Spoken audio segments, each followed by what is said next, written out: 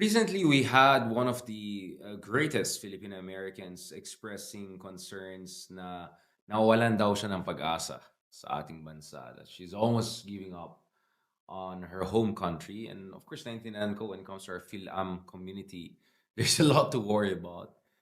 This is not something that is new to me. Naalala ko nung panahon ni Duterte and Trump 1.0. Marami sa ating mga film folks were almost depressed, right? Saying like, my goodness, I don't know which is more troubling, having Duterte in the Philippines or having Trump in the United States. And now I understand that, of course, marami sa ating mga kaibigan ay hindi rin natutuwa sa kalagayan ng ating bansa. I mean, the US is a mess in itself, but pag titignan mong Pilipinas, my goodness, I mean, back and forth fights, corruption accusation here, scandal there. Hindi nga klaro who's even the opposition now. We don't even know who's the opposition, for heaven's sake. Everyone is claiming to be opposition and everyone is claiming to be independent for that matter. Kaya, for me, I think it's very important that we have this kind of serious discussion about how to make sense of our current political moment, right? And for me, ang mahalaga dyan is to have a certain kind of framework. So let's try to do a little bit of a framework-based analysis. So, according to Niccolo Machiavelli, who's broadly considered as a father of modern political thinker, as someone said that politics is not a question of morality. Basically, politics is a question of getting things done, right? So the prince, the good prince, is someone who brings stability and protection to his people, right? And ensures yung basic rights nila is protected, right? Obviously, he's talking about the situation of Florence and is his home city state in the midst of all of these crazy great power conflicts in Europe towards the end of the medieval period and coming into the Renaissance period. But I think a lot of things that Machiavelli was saying was also relevant to what's happening nowadays. Now, for Niccolo Machiavelli, basically political history can be seen in two ways. One is cyclical, another one is linear or developmental. Kung isa kang backward na country, history is just a series of cycles for multiple reasons. Unang-una is basically you're going from one form of political immiseration and dictatorship and authoritarianism and anarchy to another one, right? Or minsan magandang panahon and then hindi maganda and then maganda ulit. So you're just going through cycles. And in fact, up until today, some people will try to define the Philippines as a kind of almost of a medieval style cyclical political system. So it's a cycle between reformist, populist. So Ramos reformist, Era populist, and then I don't know, Pinoy reformist, Digong populist, and then some would even say BBM is more reformist than populist. Ganun. So that's one way of looking at it. And that essentially presupposes that the Philippines is a country that just goes through different cycles. So from a Machiavellian point of view, the Philippines is more or less a kind of a backward medieval, almost medieval or pre-modern society. And then there are other reasons to think that we are a cyclical political system because pag tinignan mo yung ating political discourse, no? We talk as if things just happened yesterday. We talk as if problems are always the same or that nothing changed for better or that things are so the other things that makes us cyclical is our political imagination, our horizons of discourse. So this is also problematic because for you to assess whether an administration is good or bad, or for you to assess whether this is the worst budget ever, or if this is the worst leader ever, or whether this is the best president ever, you have to be able to have effective comparison between different administrations. At hindi lang comparison before administration, between administration, dapat maintindihan mo rin how did we get from point A to B to C to D. So for instance, I'll give you an example.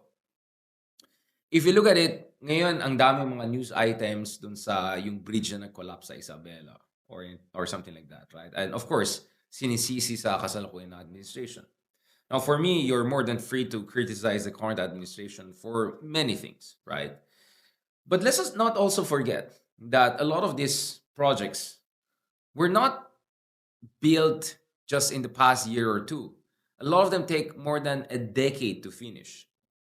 And if you look at the past 10 years, which was the administration that had the most time, right? It's the Duterte administration, right?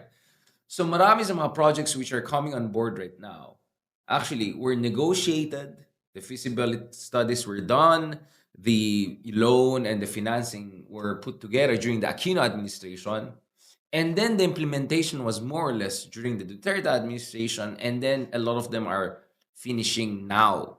So that just tells you the problem if you just look at things from a cyclical point of view, which is, oh, ito yung nangyari ngayon kasi ba't ngayon, without looking at how things happen over time and the connection of past to the present. You see, in physics and in social sciences, there's this term called path dependency, meaning things that you do in the past shape your options, your choices, and even your behavior in the present, right? So if, and the same thing happens, the same applies to a human being, right? In terms of habits. So for instance, if over the past year, nagkaroon ka ng habit na every other day you have to go to gym, every day you have to just have, I don't know, rice once a day, ganon. Within the next 2 or 3 years, your physiology is going to be different. Your mindset is going to be different. So you get structured by past behavior and past decisions and habits that you build over time. Well, guess what? The same thing also happens to societies. Choices and big decisions that remain in the past will have long-term implications. And this is important because recently we had, what's her name? Malu, right? One of the, one of the sympathetic, more or less mainstream political analysts of the previous administration, may sinabi something along the lines of, 2 taon na wala na si Digong, baka sinisisi pa rin natin yung administration na yan. Well, first of all, very hypocritical yan because, first of all, let's not forget na yung mga DDS at Duterte administration kept on blaming Pinoy year after year after year. Hanggang ngayon nga, sinisisi pa rin sa mga dilawan lahat naman nangyari. And then at the same time, wait, we're just 2 years removed from an administration that left us with many disastrous legacies. A lot of the flood control projects that did not work. A lot of the bridge projects that are being completed or patapos na, a lot of them were done actually in the Duterte administration. If you want to talk about flood control projects, tingnan natin gaano kalaki ang ginastos ng Duterte administration on flood project issues, right? Billion ang ginastos natin sa mga iba't ibang proyekto nung panahon ni Digong. Our infrastructure spending as a share of our GDP more than doubled during the Duterte administration from around 2 to 3% of our GDP to more than 5% of our GDP. Build. Yes, pumalpak more or less yung mga big ticket infrastructure projects, hindi nagkaroon ng efficiency when it comes to it. Bring in foreign investments. Like for instance, yung mga Chinese infrastructure projects, what happened there was not debt trap. Dahil halos walang investments na nangyari. More of pledge trap. But dun sa mga mid-scale or small-scale infrastructure projects sa LGU level, all of those things that brought our infrastructure spending from around 2 to 3% of GDP to 5 to 6% of GDP, a lot of them, right? We're just gonna get to know now kung may kwenta sila rin. Only now we're gonna get to know, or we are beginning to get to know whether quality yung mga projects na yan. And remember, towards the end of the Duterte administration, you had the former DPWH secretary and the current senator. Current senator, I have not heard him yet sa Senate. Anong sinasabi? Si Mark Villari, ba sabi niya something like, soon you can go from point A to B anywhere in Metro Manila, I don't know, within 30 minutes, 45 minutes. Last time I checked, just the other day, it takes 2 hours from getting from BGC to QC, for instance, right? For instance. So my point is, we are also a cyclical nation because we don't have long-term memory and we don't have this kind of longitudinal analysis. Towards the end of the Duterte administration in 2022, you had Finance Secretary Sonny Dominguez openly saying meron tayong potential generational fiscal crisis dahil yung utang under time of Digong exploded out of proportions. Ang daming ayuda here and there, which of course helped with Duterte's popularity numbers, among other things. But also that meant a lot of debt for the Philippines. That also meant a lot of fiscal crunch for the Philippines and difficulty for the Philippines. Kaya sabi ko, I'm all good with questioning some of the fiscal practice of the current administration. Tignan natin yung GAA, tignan natin yung paano yan gagastusin. But let's not forget, guys, the current administration did not start from zero. It started from -10. right? Negative 10 in terms of lahat ng mga utang ng panahon hindi ko na kailangan natin bayaran. Negative 10 in terms of the literally almost 10% economic contraction and recession we had during pandemic. The worst in Southeast Asia and one of the worst in the world, right? Negative 10 in terms of yung damage sa ating institutions. Whether yung mga bara-bara style infrastructure projects or bara-bara style approach to war on drugs, right? So when you say you're cyclical in terms of your approach to thinking is also when you forget, you call this the worst budget ever, and then you're not looking at, well, in 2021 and 2020, kamusta yung spending patterns and kamusta yung transparency ng administration when it came to COVID-19 budget, when it came to pandemic budget, when it came to the whole Farmali issue. For all we know, the Farmali issue, right, was just the tip of the iceberg.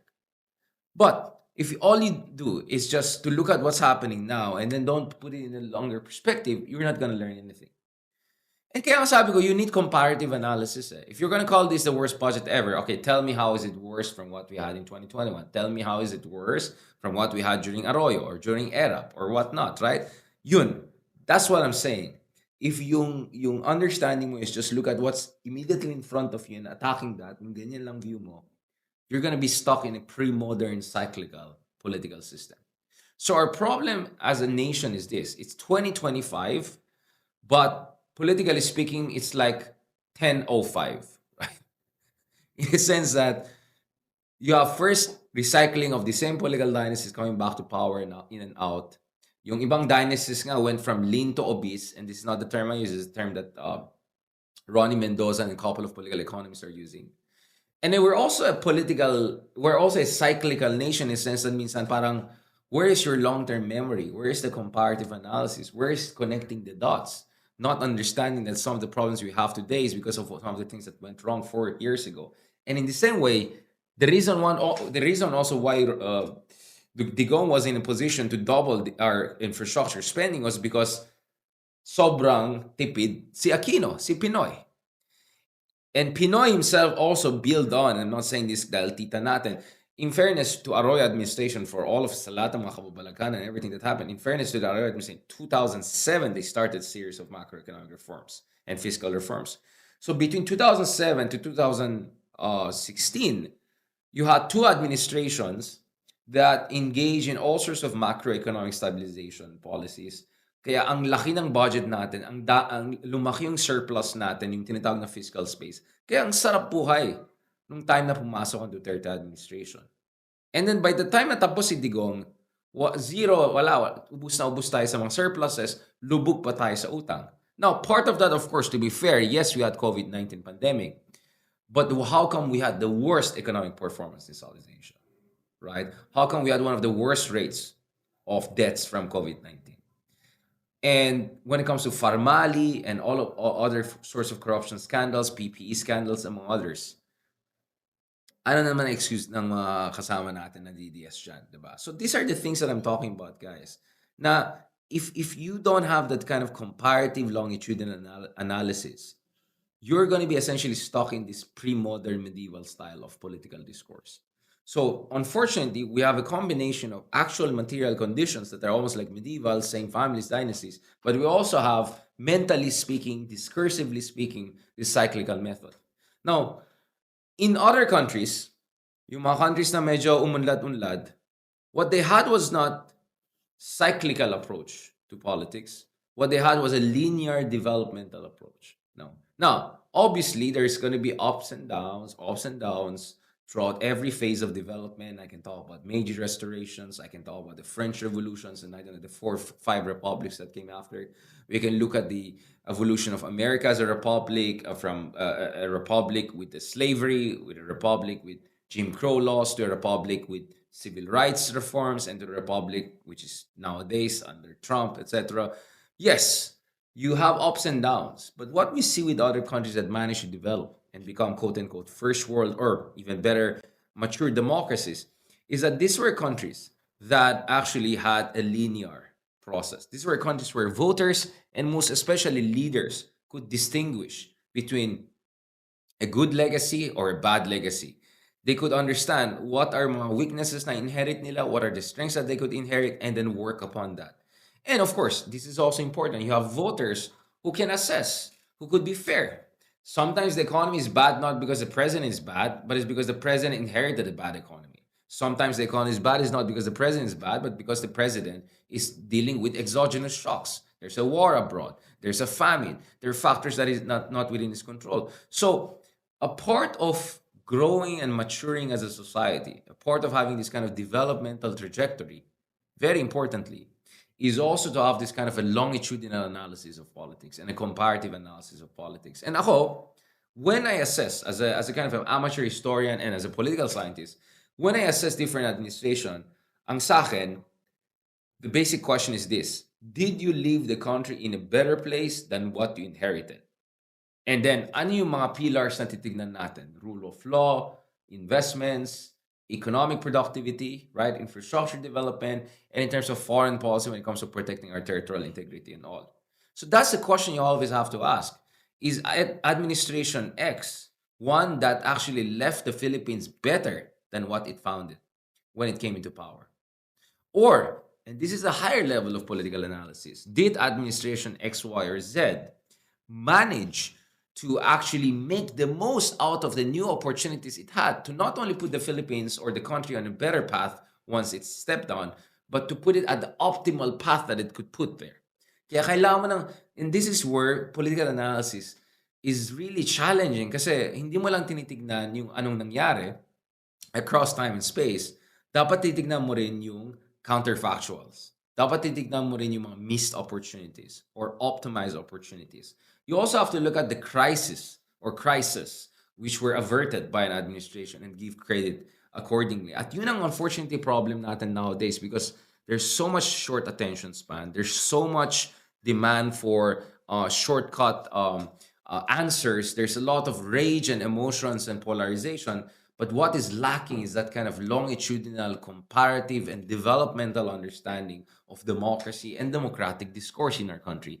At kaya mahirap talagang trabaho ng mga legitimate political scientists, legitimate analysts, legitimate scholars and journalists, because you have to be fair by looking at things from a long-term perspective. So for instance, I mean, just to be fair, like if you look at it, I think, for instance, Duterte left the country in a better place than he left, a better place after he left when it comes to at least one issue. For instance, yung Bangsamoro issue. I think he did very well in terms of making sure na tuloy-tuloy yung peace process legacy ni Aquino. But you cannot, but this is the problem. When you assess a whole administration, you cannot look at just one issue. You have to look at 10 different key issues, and each of these issues do not have exactly the same weight. This issue has 20% weight, this issue has 15% weight. And then when you have the full ledger, you can make a certain assessment. Sa aking palagay, what happens often is that in not so mature democracies, not only voters, but also like not so legit analysts and experts, what they do is that they just look at one or two indicator where this person happened to do bad or horribly and then make a judgment on the entire legacy of this person. For me, that's actually, that's very puerile, right? Yung mga hindi legit yung mga ganyan klaseng mga analysis na yan. Now, in the previous discussion we had, tinignan din natin na actually, mas malalim pa nga problema natin eh. Hindi lang yung lack of comparative analysis, hindi lang lack of longitudinal analysis, hindi lack of counterfactual analysis, hindi lack of understanding of the broader coordinates of possibility. Minsan, hindi nga natin alam ano ba talaga yung powers and ano talaga yung mga responsibilidad ng ating mga national leaders. Di ba? Last time sabi ko nga, kaya nga budots tayo ng budots sa Senado dahil karamihan sa ating mga kababayan, mukhang hindi nila na-appreciate ano bang trabaho talaga ng isang senador. At hindi pwede purong puso-puso lang or, basta hindi ako marunong magnakaw, hindi ako marunong okay na. No, hindi. You need competence, you need leadership, you need understanding of laws, you understand this big picture. And remember, senators, for instance, have an important duty because isa sa mga malaking duties ng mga senators is ratification of treaties. If the Philippines signs a major free trade agreement or the Philippines signs a major defense agreement, dadaan yan sa Senado. When we decided to join the International Criminal Court through the Rome Statute, that dumaan yan sa Senado. So yung trabaho ng senador ay napaka-mahalaga. Now, let's go to the last part of our discussion because I want to keep this short because we have a couple of explainers coming in soon. So dun sa Pilipinas 360 series natin, I'm gonna have an explainer about the Duterte legacy on the domestic front, on the international front, among other things. So abangan nyo yan. For now, what I'm gonna say is this. We are gonna get stuck in a cyclical political history if nothing is done with yung mga hearings, nothing is done with all of yung mga exposés na nakita natin over the past year. And this is where minsan naintindihan ko rin yung mga voters na bakit hindi na sila impressed dun sa mga magaling na senador na magaling magsalita or magaling na abogado or magaling na makipagdebate or even magaling na magsasagawa ng mga hearings. Because over and over again, with the notable exception of yung mga Risa Hontiveros hearings. I think Risa Hontiveros is one of the very few cases whereby you have a hearing and then really something happens towards the end. So you have a hearing with this mayor who pretends to be Filipino and who pretends to be Alice Go, and next thing you know is Go Waping. In the end, natanggal lang siya ng yung fake passport niya na Filipino. In the end, na-expose siya. And potentially even na-expose yung kanyang ties to the Ministry of Security Services. Right? So, and then yung Kibuloy. Eventually, Kibuloy was arrested again. So, Riza Hontiveros hearings are actually one of the very few exceptional cases whereby you have hearings and something actually happens towards the end. But I can give you 100 other examples of andaming mga hearings. Blue ribbon, I don't know, yellow ribbon, purple ribbon, like Farmali hearings, whatever. And then nothing happened. And this is why the Quadcom and Tricom hearings are very important. Because if at the end of the Tricom and Quadcom hearings, nothing happens, right? Whether it's on the question of impeachment, whether it's on the question of holding yung mga fake news peddler accountable, whether it's on the question of making sure now we'll get to the bottom of the Mary Grace Piatos and all of these kinds of anomalies, whether it's about making sure that magkakaroon tayo ng sana mamulat tayo dun sa katotohanan when it comes to the terrorist drug war, if all of these hearings go nowhere, and if some of the other candidates there, including candidates who are supposed to be fighting for progressive politics and all, saying lahat yan political issue lang, at ayoko makialam dyan, let's talk about gut issue. Of course, we have to talk about gut issues. We have to talk about food security issue, inflation issue, gets ko yan. We have to talk about all of those things. That's absolutely important, no question about it. But my thing is this, at the end of the day, dapat may mananagot dito. Dapat magkaroon ng accountability. Dapat there is a culmination to all of these hearings. You know, I don't know if you've watched the movie The Prestige, right? Na, that movie when, basically you have two super magicians competing to be the greatest, right? And when it comes to magic, like there are three acts, right? And it's the third final act which is important, right? So it's not like just you setting it up and then making someone disappear. What's also important is to make that person reappear. It's when you make that person that you made disappear reappear, that's where the magic gets completed. So medyo ganun din yan sa mga hearings It's not only like getting the hearings into motion. It's not only exposing what is wrong with certain individuals or exposing yung mga kababalagan. Ang mahalaga din doon is magkakaroon ng pananagutan. So that is why yung issue ng Sara impeachment is very important. That's why making sure that we have new laws dealing with disinformation and troll farms is very important. That's why it's very important if magkakaroon tayo ng expose ng mga bayaran ng bloggers or mag-expose tayo ng mga traidor even, if I can put it that way. And we have also requisite reforms in terms of our laws and legislations to deal with malign foreign interference, something that we discussed with Yusek Jeff D dito sa show natin sa Pilipinas 360 Degrees. So, what I'm saying is that the Philippines will not move forward if you also don't make sure that magkakaroon ng culmination dito sa mga hearings na yan. And if also we allow ourselves easily to be swayed from one cycle of dissatisfaction, o paano ni Digong, atak-atak tayo kay Digong, o paano ni BBM, atak-atak tayo kay BBM. Next thing, you have to connect the dots and you have to see the relationship from one administration to the other. You have to look at the legacy. You have to see what has been done with that legacy, and you have to look at what should be done with the legacy to set things up for a better future. In theory, we want all the corrupt politicians to be taken down. In theory, we want justice for all of the misdeeds. But you have to start somewhere. And starting somewhere means starting with what has been already exposed in the proper forum, including months after months after months of hearings, of evidence gathering, of witnesses, among other things.